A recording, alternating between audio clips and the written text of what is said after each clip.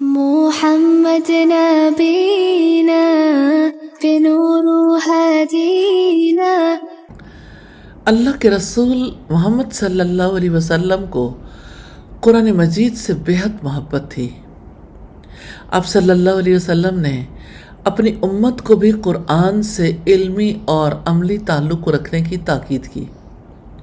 آپ نے قرآن مجید کو پس پشت ڈالنے پر سخت وعیدیں دی ہیں۔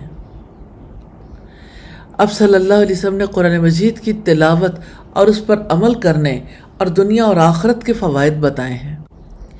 رسول اللہ سے محبت کرنے کا تقاضا ہے کہ قرآن مجید سے دلی تعلق رکھا جائے اور قرآن مجید کو پہنچانے کے لیے دنیا بھر تک اس کا پیغام پہنچانے کے لیے کوشش کی جائے، کیونکہ یہی قرآن نبی صلی اللہ علیہ وسلم کا دائمی معجزہ ہے اور آپ کی شریعت کا بنیادی ماخذ ہے۔